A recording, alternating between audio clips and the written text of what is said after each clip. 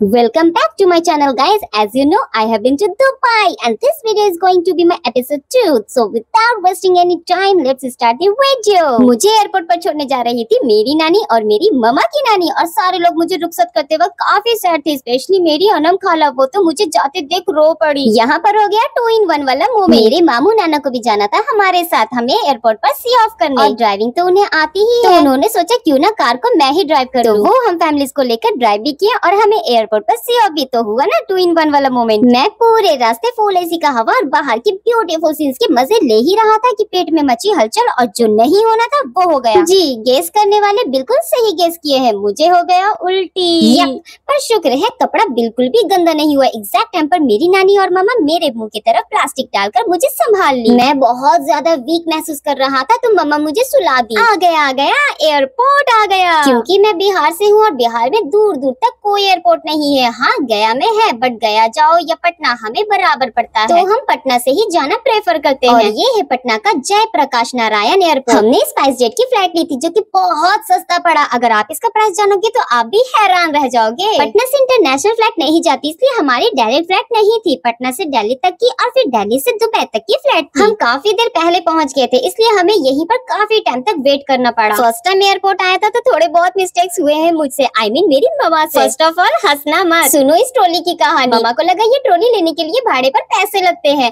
और जैसे ही ममा को पता चला ये फ्री का है, झट से ट्रॉली खींची और सारे सामान डालकर मुझे उसके ऊपर बैठा दिया। मैंने मामू नाना से कहा, मामू नाना मुझे इस पीपी पर घुमाओ ना, तो मामू नाना मुझे पूरे इस एरिया का राउंड करवाए। फिर मैं बहुत बोर हो रहा था तो मम्मा मुझे लोकनायक जयप्रकाश के स्टैचू के पास ले गई और वहाँ पर मेरी काफी सारे फोटोज वीडियोस ली। इस स्टैचू को देखकर मुझे मेरे मामू जान की याद आ गई। मैं अपने मामू जान का हाथ पकड़कर उस स्टैचू के पास ले गया। मामू जान ने पूछा, अली आप मुझे यहाँ क्यों लेकर आए हो? मैंने मामू जान से कहा, मामू जान वो देखो आपकी कॉपी। मामू जान ने हैरानी से पूछा, मेरी कॉपी? वो कैसे? तो मैंने इशारे से दिखाया, वो देखो उस स्टैचू ने आपकी तरह चश्मा लगा रखा है।